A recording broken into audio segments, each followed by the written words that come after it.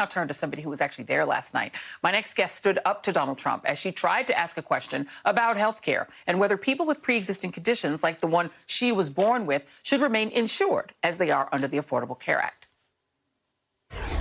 Should pre-existing conditions, which Obamacare brought to fruition, be removed? No. Please stop and let me finish my question, sir. Should that be removed within a 36 to 72-hour period without my medication? I will be dead. It's not my fault that I was born with this disease. I'm joined now by Alicia Blaque, an assistant professor of English at Kutztown University in Pennsylvania.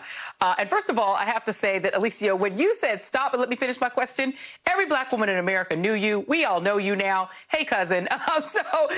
First of all, when that moment happened, what was going through your mind as you tried to get your question out and Donald Trump jumped in? One of my students cutting me off in the middle of a lecture. What I did was not anything like my friends have been calling me all night. I haven't even been asleep yet. And they've been calling me and we've been talking about it. And they're like, that's exactly what you would do. I would not expect you to do anything except that. Because respect is reciprocal. And if you're hitting me midstream and you're coming back at me with a single word, no, you have to wait until I articulate the question in its completion before you determine what the answer is. Do you feel that you got a full answer on what it is he wants to? Yeah. Did you feel like you got an answer as to what he would do on health care? Because that seems unclear to a lot of us. Did you walk away feeling clear about what he wants to do on health care?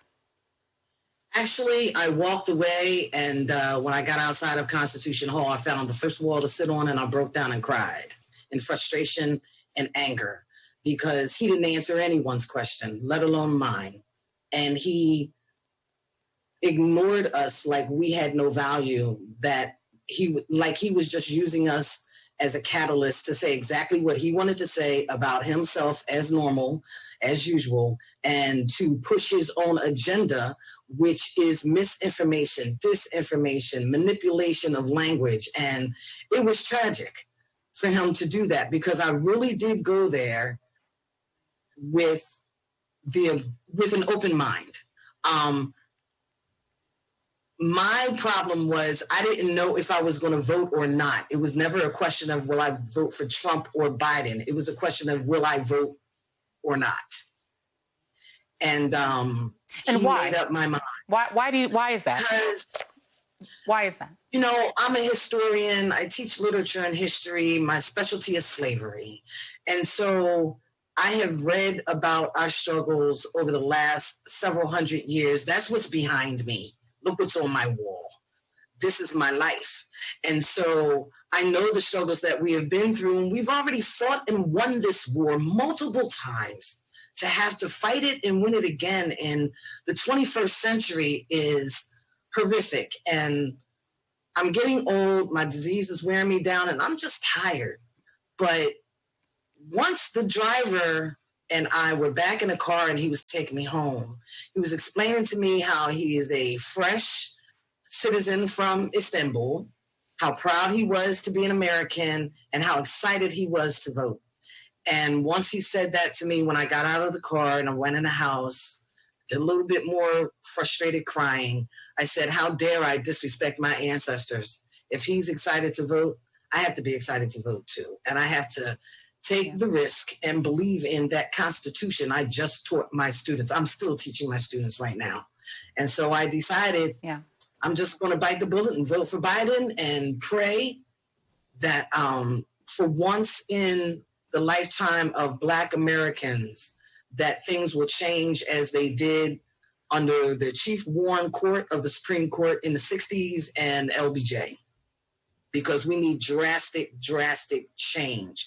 You know, we can't continue to be abused by people in the street simply because of the color of our skin, where we live, where we're from, how we speak. All of this is inappropriate because we never did anything to deserve what it is that we get. And yet another century has come and we suck it up and we're gracious about it. I don't want to be gracious anymore. I want change, and I want it now. Professor Alicia Blaque, you have taught us a class tonight. And for those who are not familiar with the colloquialisms, we are not actually cousins. That is just a saying that we say in the community. But you are dynamic, sister. And thank you very much. I watch you every night. Oh, and I'm so happy for you. Thank you. You're welcome. Thank you. I appreciate that. Thank you. Okay, now we're back to being cousins again. Thank you, sister. Appreciate you very much, and be well. And I'm glad that you're going to vote